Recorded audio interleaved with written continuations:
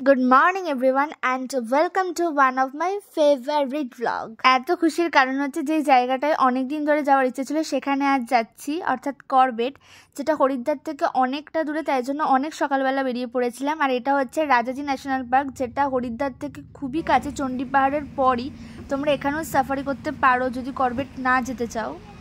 তো এইভাবে যেতে যেতে 5 ঘন্টা কেটে যাওয়ার পরে আমরা অবশেষে এসে পৌঁছেছি করবেটে। এটা আমাদের গাড়িটা দাঁড়িয়েছিল বিজরানি জোনের গেটের ওখানটা। বিজরানি জোন বন্ধ থাকে বর্ষাকালে, আমরা গিয়েছিলাম সেপ্টেম্বর মাসে, এটা খোলে হচ্ছে নভেম্বরের লাস্টের দিকে মোস্ট প্রবাবলি। তো welcome to the home of Tigers Jim Corbett. Being a জঙ্গল লাভার, যদি না করবেট ঘোরা হয় তাহলে সেটা অসম্পূর্ণই থেকে যায়।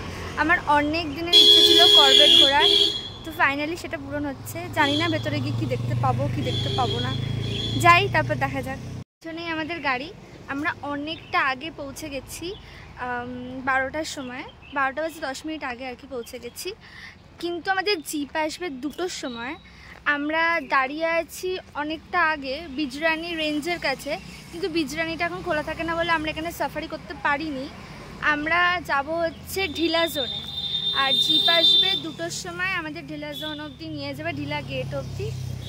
আমাদের একটু প্রসেসটা বলে দিই। আমরা অনলাইনে বুক করেছিলাম, মোটামুটি 1 সপ্তাহ আগে বুকিংটা ওপেন হয়, তো তোমরা 1 সপ্তাহ আগে বুক করতে পারো। ঢিলা জোন নয়তো ঝিলনা জোন, এই দুটো জোনই মনসুনে খোলা থাকে। তো আমরা ঢিলা জোনে সাফারি করব। আর আমাদের পুরো টাকাটা নেয়নি, অনলাইনে জাস্ট আমাদের জিপের ভাড়াটা নিয়েছে। বাকি গাইড আর যেসব পারমিশন করাতে হবে গেটের কাছে গিয়ে, সেটা আমরা ওখানে পে করব। মোটামুটি 7,700 এরকম সামথিং পড়েছে, সেটা আমি পরে বলে দেব। তো আমরা হরিদ্বার থেকে এসেছি, দুটো জায়গা থেকে সাফারি করা যায়, নৈনিতাল আর হরিদ্বার। তো আমরা হরিদ্বার থেকে এসেছি, হরিদ্বার থেকে আসতে মোটামুটি 5 ঘন্টা টাইম লাগে, আর নৈনিতাল থেকে কাছেই। তো এইটার বাকি ডিটেলসে সব বলবো, আগে যাই, আমরা দেখি কত টাকা মোট নেয়, তারপর তোমাদের সাথে সেটা শেয়ার করবো। ক্যামেরা দূরবীন নিয়ে পুরো রেডি। দূরবীনটা আমাদের নয়, ওখান থেকে ভাড়া পাওয়া যায়, তোমরা ওখান থেকে নিয়ে নিতে পারবে। আর টুপিটাও আমরা ভাড়ায় নিয়েছিলাম, টুপিটা নিয়ে যাওয়া হয়নি।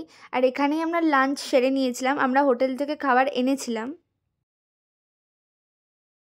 ফাইনালি আমাদের জিপ চলে এসেছে, আর এখানে বাপি কথা বলছে যে এখান থেকে যাওয়ার কোনো ব্যবস্থা আছে কিনা, যারা যারা অনলাইনে টিকিট কাটেনি। কিন্তু ওরকম কোনো ব্যবস্থা নেই, অনলাইনে টিকিট কাটতেই হবে। আর যদি চাও তো ইনফ্যাক্ট আগের শিফটেও কাটতে পারো, সকালবেলা তুমি যদি লাস্টের শিফটে যাও তো ফার্স্টের শিফটের আগে কাটতে পারো, কিন্তু কাটতে হবেই। এটা হচ্ছে ঢিলা গেটের চেকপোস্ট, এখান থেকে আমাদের গাইড উঠেছিল, আর বাকি টাকাটা এখানেই পে করতে হয়েছিল। ঢিলা আর ঝিন্না জোনের গেট কিন্তু একটাই, ঢিলা জোনটা হচ্ছে এখান থেকেই স্টার্ট, আর ঝিন্না জোনটা কিছুটা ভেতরে। তো এখান থেকে স্টার্ট হয়ে গেছে জঙ্গল, সবুজে মোড়া জঙ্গল, বর্ষাকালের রূপটাই আলাদা হয় জঙ্গলের, তোমরাও একটু উপভোগ করে নাও।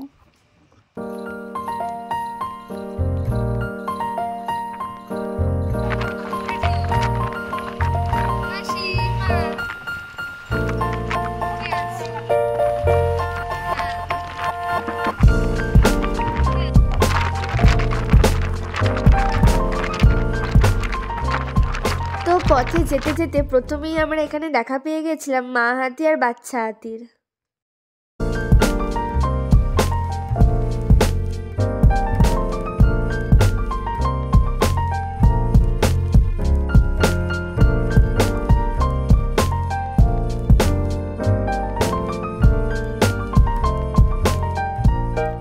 হাতি, বাবুই পাখির বাসা, হরিণ সবই দেখে ফেলেছি, কিন্তু অনেকক্ষণ ওয়েট করেছিলাম করবেটে যেটা আসল দেখার, বাঘমামার জন্য, কিন্তু তার আর দেখা পাইনি আমরা সেদিনকে। তাই পায়ের ছাপটা দেখেই মুখে হাসি নিয়ে জঙ্গলকে টাটা করে বাইরে বেরিয়ে আসতে হলো। সত্যি কথা বলতে গাইড অনেকই চেষ্টা করিয়েছিল বাঘ দেখানোর জন্য, আর আমরা অনেকটাই ওয়েট করেছিলাম, কিন্তু সাফারির টাইম যেহেতু 2.5 ঘন্টা, তাই জন্য আমাদের জঙ্গলের বাইরে বেরিয়ে আসতে হয়েছিল। করবেট থেকে হরিদ্বার ফেরার সময় রাস্তায় ধাবাটা পড়েছিল, আমরা নেমেছিলাম এখানে। এখানকার চা খাবার দুটোই খুব ভালো, কিন্তু আমি চাটা পুরোটা খেতে পারিনি, কারণ আমার শরীরটা একদমই ভালো লাগছিল না। ব্লগটা কোথায় এন্ড করে দিয়েছি নিজেরই মনে নেই। ভিডিওটা যদি তোমাদের ভালো লাগে থাকে তাহলে please do like, comment and subscribe.